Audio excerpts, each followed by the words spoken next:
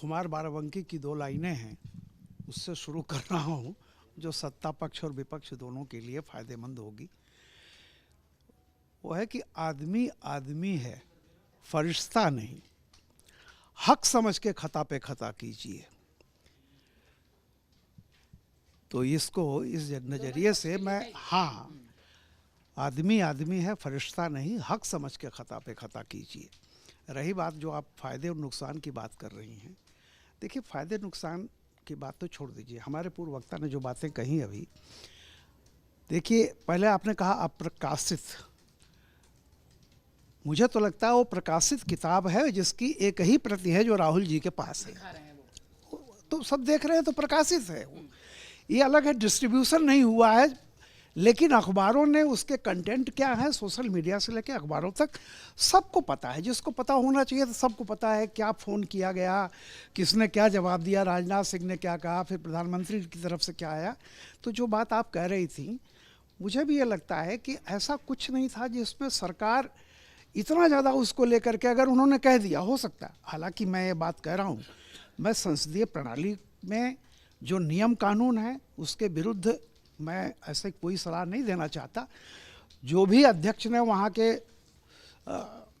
वो बिरला जी ने जो भी किया होगा, मुझे लगता है नियम के तहत किया होगा। लेकिन मैं फिर भी एक बात कहता हूँ कि अगर मान लीजिए कि ये चीज़ जब जो सार्वजनिक जीवन में सबको पता है, जिसका उसमें इंटरेस्ट है उसे पता है क्या किताब में लिखा है क्या नहीं, वो तो इसमें सरकार को इतना तगड़ा स्टैंड ले करके कि नहीं इस पे बात नहीं होगी और 4 दिन हाउस ना चले, मुझे लगता है कि ऐसा नहीं होना, ऐसा ना होता तो अच्छा होता। रही दूसरी बात यह है कि देखिए सवाल सिर्फ इस बात का नहीं है कि राहुल जी ये पहली बार कर रहे हैं। जो कुछ भी जब से ये राहुल जी लीडर अपोजिशन हुए हैं उस समय से उनका पूरा का पूरा रोल देख लीजिए। जो भी है वो स्वतंत्र हैं, वो क्या करना चाहते हैं नहीं करना चाहते हैं, वो बीजेपी को फ़ायदा पहुंचाना चाहते हैं। मैं तो ये कह रहा था कि जिस तरह की चीज़ें चल रही हैं, जब आप उन्होंने क्या हुआ है कि 2024 लगातार 3 बार प्रधानमंत्री मोदी के प्रधानमंत्री बनने के बाद लगता है कि कहीं ना कहीं से कांग्रेस के अंदर ये बात आ गई है कि अब हमारे लिए मंजिल बहुत दूर है। यानी सड़क पर तो हम जीत नहीं सकते, तो कम से कम संसद में ही हम ये दिखाएं कि हम जीत गए हैं। तो ये जो है कि जो लोग जनता की अदालत में हार जाते हैं, मैं उसको ये कह रहा हूँ कि ये कोशिश करते हैं। दूसरी बात, राहुल जी के बारे में मैं व्यक्तिगत एक बात करना चाहता हूँ। मैंने शुरू से भी एक बात कही थी, 2012 में 12 के बाद जब राहुल जी को शहजादा कहा गया तो ये बात पार्टी की नहीं रही, वो एक आहत व्यक्ति का है। जिसमें पार्टी कहीं भी चली जाए, वो आहत व्यक्ति जो नरवणे की किताब लेके लगता है कि देश राष्ट्रीय सुरक्षा पर बात कर रहा है, देश की बड़ी चिंता है, वो मुस्कुरा रहा है। राष्ट्रीय चिंता अगर होती तो आपका कम से कम आप गंभीर होते उस बात पर। किताब लेकर के कैसे मुद्दे पर आप बात कर रहे हो, मुस्कुरा रहे हैं, तो जाहिर सी बात है वहाँ राष्ट्रीय नहीं है, वहाँ मोदी से स्कोर सेटल करना है। और मैं फिर इस बात को कह रहा हूँ, आपके शो में शायद एक आध बार मैंने पहले भी कहा है, मुक्तिबोध की एक लाइनें हैं, आहत का अभिमान बड़ा खतरनाक होता है, वह उस कटे नरमुंड की तरह होता है जो रक्त की आखिरी बूंद तक नाचता रहता है। और मैं हमेशा ये कह रहा हूँ, किसी पॉलिटिकल पार्टी में जब आप व्यक्तिगत विद्वेष पर उतर आते हैं तो फिर आप राजनीतिक सफलता नहीं पा सकते। ये मैंने कांग्रेस के लिए बहुत पहले से कहा था, और कांग्रेस को जब तक व्यक्तिगत द्वेष से ऊपर नहीं आप उठेंगे तब तक ना आपको संगठन दिखाई पड़ेगा, न कोई चीज़ दिखाई पड़ेगी।